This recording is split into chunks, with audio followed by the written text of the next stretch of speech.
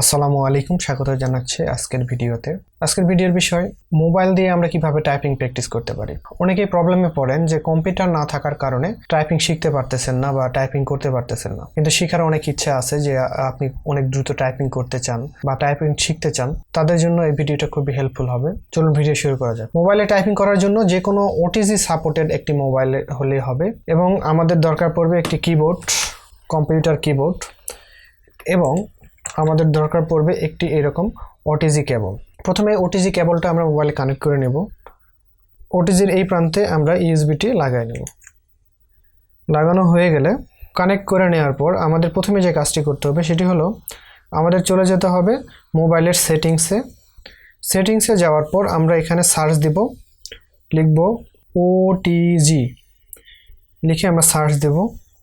তো ওটিজি এখানে চলে আসছে, ওটিজি কানেকশান। তো ওটিজি কানেকশানে আমরা প্রেস করে ওটিজি এনেবল করে দেব। ওটিজি আমরা এনেবল করে দিলাম। এখন আমাদের টাইপ করার জন্য একটি সফটওয়্যারের প্রয়োজন পড়বে। তো সফটওয়্যারটি আমরা পাবো প্লে স্টোরে। তো আমরা প্লে স্টোরে যাব। প্লে স্টোরে যাওয়ার পর আমরা এখানে লিখব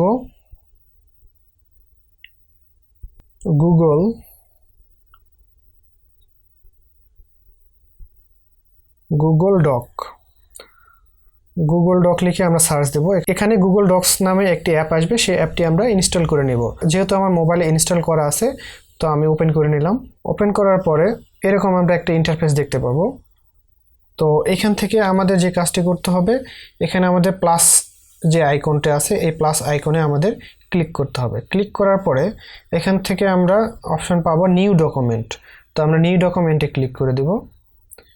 নিউ ডকুমেন্টে ক্লিক করে দেওয়ার পর আমরা টাইপিং স্টার্ট করব। তো আমরা টাইপিং শুরু করতেছি। ASDFGHJKL: ASDFGHJKL: এই ছিল মোটামুটি ভিডিও।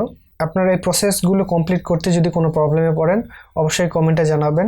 আমি চেষ্টা করব কমেন্টে রিপ্লাই দেওয়ার।